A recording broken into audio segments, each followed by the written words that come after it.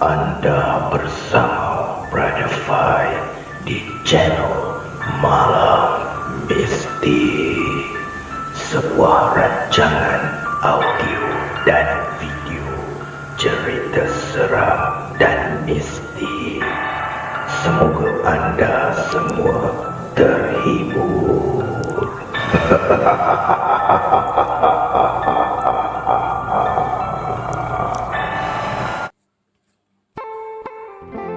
Para pendengar Malam Mistik, pada malam ini Brother Fai akan kongsikan kepada anda kisah yang datangnya daripada seorang penulis yang baru menyertai Malam Mistik Bro Fai Group. Beliau bernama Yoyo GL, dan beliau ni berasal daripada Sarawak. Kisah yang akan dikongsikan pada malam ini bertajuk Makhluk Kerdil. Cerita ni saya dapat dari kawan ayah saya. Saya jadi tukang dengar ketika mereka berborak lah. Kejadian ni dah lama. Pakcik yang bercerita pada ayah saya ni pun dah lama meninggal. Alkisah. Pada suatu ketika, kawan ayah ni bersama 5 orang kawannya naik kamp untuk kerja kayu. Masuk jauh ke dalam hutan melalui sungai kecil. Sudah menjadi kebiasaan bagi orang-orang yang kerja kayu juga punya hobi memburu binatang. Aktiviti memburu binatang ni hanya dilakukan pada hujung minggu saja. Bila tidak sibuk mengerjakan kayu-kayu balak, mereka akan memasang jerat, jaring, bahkan kadang-kadang menggunakan senjata api. Paling kerap hanya memasang jerat. Dibuatkan jalan kecil khusus bagi binatang. Kadang-kadang sampai membelah bukit. Jerat yang dipasang boleh sampai belasan, katanya. Dipasang siang hari dengan harapan pada malam harinya akan ada binatang yang terperangkap. Ketika diperiksa pagi harinya, ada saja di antara jerat-jerat tu yang berhasil menjerat binatang hutan. Rata-rata cuma binatang kecil lah, seperti kancil, landak, ayam hutan dan juga tenggiling. Kadang-kadang kijang pun ada. Sedangkan untuk rusa, babi atau beruang jarang sekali. Lebih kerap terlepas kerana tali jerat tidak akan bertahan lama untuk binatang besar. Satu hari, mereka berlima membuat sebuah jalur kecil memanjang membelah bukit yang akan dipasang jerat. Tempat yang dipilih cukup jauh dari pondok mereka tinggal. Ketika sedang asyik merintis jalan, tiba-tiba salah seorang di antara mereka terperanjat apabila terdengar sayup-sayup suara orang yang berbicara dalam bahasa Dayak. Segera ia menghentikan pekerjaannya lalu memberitahu teman-teman yang lain. Aku dengar suara. Kita menyorok. Serentak, mereka berlima pun segera berkumpul lalu mendiamkan diri sambil bersembunyi tanpa ada yang mengeluarkan sebarang bunyi pun. Mereka semua saat itu sebenarnya ketakutan. Bimbang diserbu oleh suku-suku tertentu yang kononnya hidup dalam hutan. Takut dibunuh, tentunya lah. Riuh suara tadi semakin lama semakin dekat dan mengarah ke tempat yang agak luas. Di tempat tersebut ada padang rumput yang tak begitu banyak lah. Walaupun suara tadi semakin dekat, namun mereka sama sekali tak melihat ada seorang pun manusia. Diam-diam, maksudnya dalam diam-diam mereka pun cuba mendekati suara tadi. Betapa hairannya mereka melihat ada serombongan makhluk kecil mirip manusia berjumlah sekitar 10 orang. Ukuran tubuhnya kira-kira sepanjang lengan, terdiri daripada lelaki dan perempuan. Berpakaian mirip pakaian adat orang Dayak. Masing-masing membawa senjata berupa parang kecil di pinggang. Ada juga yang mengalas sumpit dan tombak. Mereka pun terus mengamati makhluk itu dengan perasaan was-was, takut diketahui. Nasib baik. Nampaknya makhluk kecil tersebut tidak mengetahui akan keberadaan 5 orang ni. Makhluk kecil tu berjalan berbaris menuju ke sepohon pohon kayu kapur besar.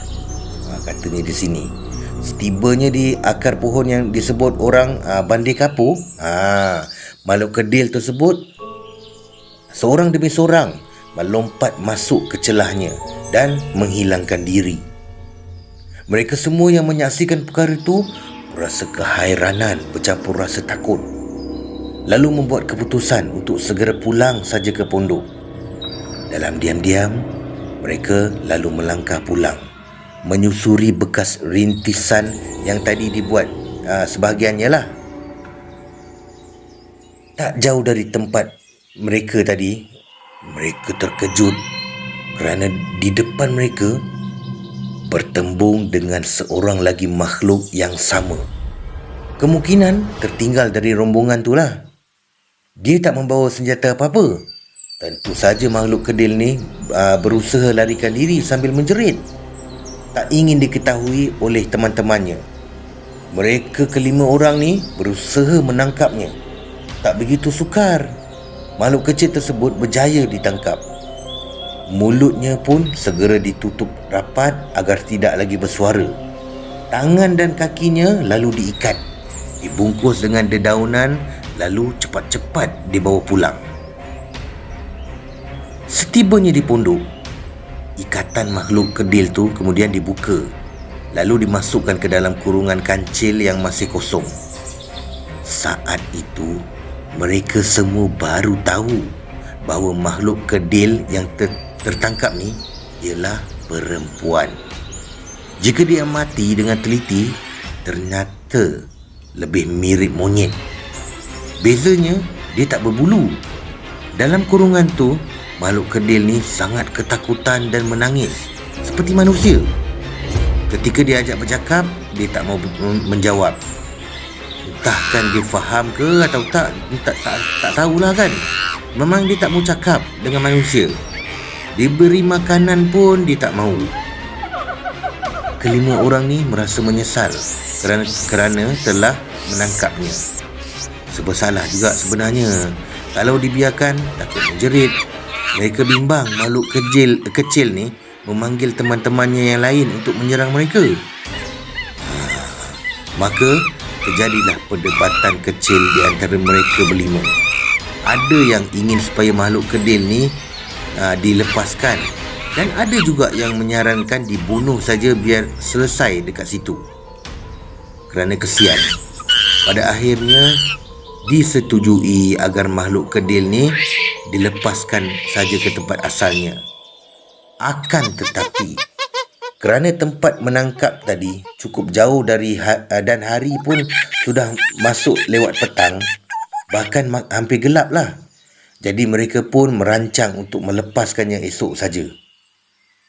Akibatnya, semalaman mereka berlima berjaga di sekitar kandang kancil kerana bimbang diserbu oleh kawan-kawan makhluk kedil tersebut. Semalaman tu juga makhluk kedil di dalam kandang terus menangis. Kadang-kadang juga dia berteriak dalam bahasa yang tidak difahami. Kemungkinan minta tolong pada makhluk kedil yang lain lah. Kelima orang yang berjaga saat tu sudah siap sedia.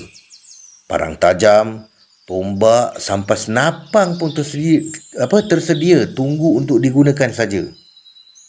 Mereka sampai lupa makan malam kerana terlampau ketakutan. Yang paling mereka takutkan adalah serombongan makhluk kedil yang lain akan menyerang diam-diam. Boleh saja sumpit atau tombak kecil dari makhluk kedil yang sudah mereka lihat tadi beracun pula tu. Tentu sangat berbahaya kan? Nasib baik malam tu berlalu dengan aman sampai ke pagi. Tak ada seorang pun makhluk kedil yang lain muncul menolong teman mereka yang sedang dikurung. Pagi-pagi lagi, mereka berlima segera membawa kembali makhluk kedil tu ke tempat asal dia yang ditemukan tadilah. Saat dilepaskan, makhluk kedil ni pun segera berlari masuk ke dalam hutan lalu menghilang begitu saja. Kelima orang ni pun cepat-cepat pulang ke pondok. Kurang lebih selama 3 hari, mereka hanya berada di pondok saja. Tak berani bekerja lah. Bimbang makhluk kedil yang sudah dilepaskan tu mengadu pada teman-temannya yang lain lalu menyerang mereka. Nasib baik semua itu tak terjadi. Keadaan aman seperti biasa. Selama kurang lebih 3 bulan bekerja di tempat tu, tak pernah ada kemunculan makhluk kedil lagi. Mereka juga sudah sepakat tidak akan mengunjungi tempat di mana mereka menemukan makhluk kedil tu selama-lamanya. Sekian. Terima kasih daripada Yoyo GL. Terima kasih Brother Fai. Terima kasih kepada anda yang mendengar kisah ini. Peace, no war.